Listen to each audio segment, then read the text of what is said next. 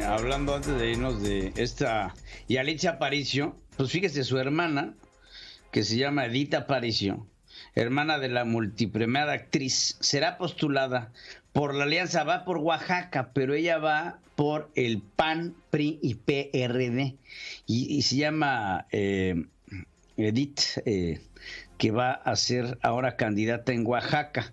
Y nuevamente, pues ya sabe, la chairiza se va directamente en contra de la familia Aparicio, porque dicen, ¿y estos qué han hecho en su vida? ¿No? Porque cuando primero gritábamos loas a favor de Yalitza Aparicio, y ahora, ya que habló en contra del Tlatoani, pues resulta ser que, pues ya no.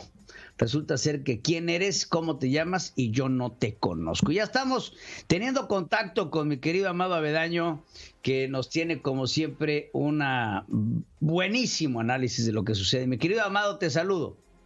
Querido Pedro, ¿cómo estás? Me da mucho gusto saludarte. Igualmente, oye, pues con tanta novedad, ¿no? Déjame decirte, mira, tú recordarás, Pedro, que en el sexenio de Calderón el problema era el asunto de la inseguridad y la guerra contra el narco. En el sexenio de Enrique Peña Nieto el problema era la corrupción. Pero en este sexenio el problema principal es el presidente. Y eso está muy grave porque el detonador de las soluciones es justamente el detonador de la gran mayoría de los problemas que está sucediendo en este país. Uno de ellos, y a mí me parece muy relevante, es el asunto del deterioro de la calidad de nuestra democracia. ¿Por qué? Porque lo que está pasando es que nos va arrinconando cada vez más, nos va haciendo cada vez más, nos va empujando hacia tomar decisiones y ver al país de una manera ya un poco más radical, porque no nos queda otra, mi querido Pedro. Vimos cómo, por ejemplo, la semana pasada, pues se vio presionado, se vio orillado un comunicador, un periodista, un opinador como Ángel Verdugo a salir de Imagen Televisión. Vimos el asunto también de este comediante que fue denunciado ante la FEPADE por violencia política de género. Hay una intención muy, muy vertical desde el poder político de este país para presionar a quienes son críticos, a quienes no les gusta lo que decimos, al poder, no le gustan los contrapesos. Y además el problema es lo que comentabas con Julián Andrade, ¿no? No hay una capacidad en este gobierno para corregir sus propios errores. Lo que antes ellos criticaban, ahora lo están haciendo y se enojan de sobremanera porque uno evidencie que están haciendo las cosas muy mal. De hecho, antier el presidente en su conferencia mañanera estaba hablando acerca de la campaña esta que le hicieron y que en realidad resultó muy efectiva, la de es un peligro para México, y decía, me llamó mucho la atención que decía, por ejemplo, ¿se acuerdan cómo era la campaña? Y decían que iba a haber fuga de capitales, que iba a haber desempleo, que iba a haber crisis económica, y dice, güey, pues es que todo se cumplió. Es decir, fuga de capitales, a finales de año salieron $10,000 millones del país. El desempleo está peor que nunca en este país, Pedro, y si caer 8.5% no es tener una crisis económica peor que la del 95, y un desfalco a Pemex peor que el Fobaproa, pues entonces vivimos en un mundo de absoluta fantasía. Y sí, en realidad entonces el presidente nos confirma que todo el mundo, esos publicistas, Antonio Solá tenía razón. Andrés Manuel López Obrador sí era un peligro para México y nos lo está comprobando el día de hoy, porque además sigue con la necedad de no querer cambiar absolutamente nada. La destrucción del país está en marcha. Y ahora lo que me preocupa con toda seriedad es que más allá de que podamos salir a votar el 6 de junio, ahora sí que para generar un contrapeso en el Congreso Federal, lo preocupante es que ahora no es solo la misión de los ciudadanos de ir a votar, sino incluye también cuidar nuestro voto, cuidar cómo votemos, porque la verdad es que yo ya no confío en nada en este gobierno después de lo que hemos visto, de las intimidaciones, del uso político de los programas sociales, de las vacunas, de estos servidores de la nación que lo mismo sirven para promover el voto de Morena que para vacunas, que para repartir programas sociales o para agarrarse a madrazos entre ellos. Me parece que estamos en una situación, sí, de emergencia, pero también es una gran oportunidad para nosotros como mexicanos de que no nos vuelva a pasar esto, ni con esta gente, ni con cualquiera otra que se le ocurra hacer lo mismo, que diga, miren cómo le hizo López Obrador, hay que hacerle igual. No. Tenemos que ponernos las pilas como ciudadanos, y sea del partido que sea, del color que sea, no permitir otra vez que un populista llegue al poder, porque ya vimos que el populismo es depredador, es destructivo, sea del color que sea, y ya lo hemos visto también en otras experiencias en el mundo. Por eso creo que nuestra democracia está en riesgo, pero también creo que tenemos una gran oportunidad de educarnos como ciudadanos y de participar cada vez más, informándonos, participando y asumiendo las responsabilidades de nuestros actos, Pedro. Todos los días el presidente sale a mentir, ¿no? En verdad, los datos son importantes y contundentes y creo que tienes mucho razón. Esta campaña de que Andrés Manuel López Obrador era un peligro para México no solamente resultó efectiva en el 2006, sino resultó cierta en el 2018, ¿no?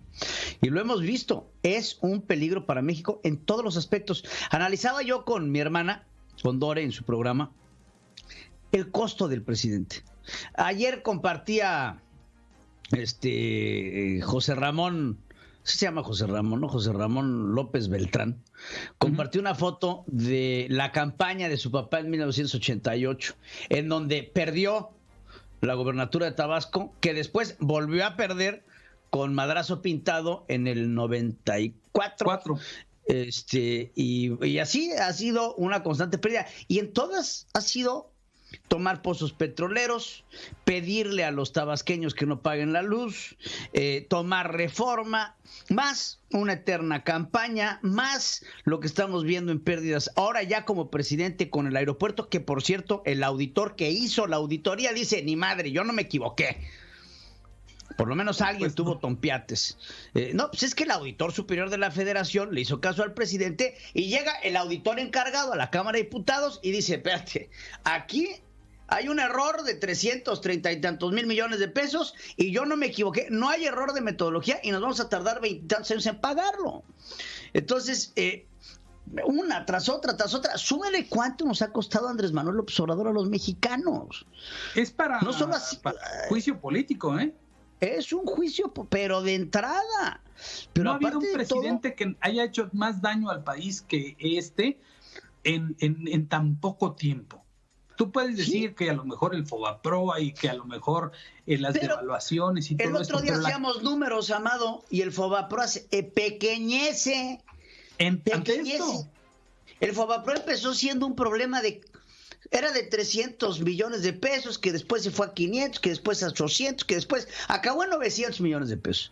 Nada más 900 millones de pesos es la pérdida que tenemos acumulada en Pemex y la Comisión Federal de Electricidad. Nada más ahí. Entonces, los costos están por todos lados. Sí, y además lo que nos ha costado como candidato durante toda 30 años de hacer política, que sus campañas políticas se han pagado con dinero de los mexicanos. Se calcula, leía, no recuerdo exactamente de quién, pero que el costo de la imagen de Andrés Manuel López Obrador ha costado solo la presidencial alrededor de 6,000 millones de pesos por sus campañas, porque además, si te acuerdas, en el 2012 aprovechó todas las prerrogativas de todos los candidatos para tomarse fotos con todos los candidatos. Entonces, claro, eso también se le contabiliza a su campaña. Es decir, los tiempos que le tocaban a alguien se los agandallaba a él. Él decidía por todos, hasta los diputados locales, ¿eh? Y sigue decidiendo por todos. Digo, estamos viendo un presidente que ayer otra vez salió a defender a Félix Salgado Macedonio. O sea, ¿cómo es y a decir posible? que no hay, que los delitos son fabricados y que las víctimas son fabricadas. Sí, pues es una locura, Pedro. Francamente es una locura. Francamente tienes toda la razón, es una locura y es insostenible. Y lo que vimos en la marcha de las mujeres, en donde ya la violencia está escalando, debe de ser preocupante, ¿eh? Porque está escalando la violencia que empezó con mentadas de madre y ahora lo que vimos y todas las manifestaciones que ha habido durante el gobierno de Andrés Manuel han sido violentas y eso es preocupante. Pero ¿por qué le terminan beneficiando a él y él provoca que así sean? Tienes razón cuando decías hace un rato que el Estado tiene el monopolio del ejercicio de la fuerza, de la violencia, pero también tiene la capacidad de llegar a ese momento. Ese momento es el fin, es el último recurso que puede tener un Yo gobierno. Te aseguro que los agitadores de ayer eran de Morena. ¿Quién más tiene? Firmo. Oye, si el PAN, el PRI, o sea, todas las fuerzas políticas que están ahorita en el suelo tuvieran esa capacidad, pues no hubiera llegado a la presidencia, por el amor de Dios. Claro.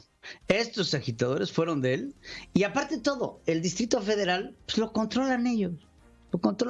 Digo, es un cartel del crimen organizado. Exacto. Bueno, pues ahí está. Antes de que nos demanden, te mando un saludo, mi querido. Esto es una parodia, ¿eh? Es una parodia. No se escamen. Amado, te mando un abrazo, hermano. Abrazos, Pedro. Siempre es un placer. Un gusto. Les recomiendo mucho Diario de Confianza con Amado Avendaño y, por supuesto, todo su gran equipo. Gracias, Amado. Síganlo a través de las redes sociales.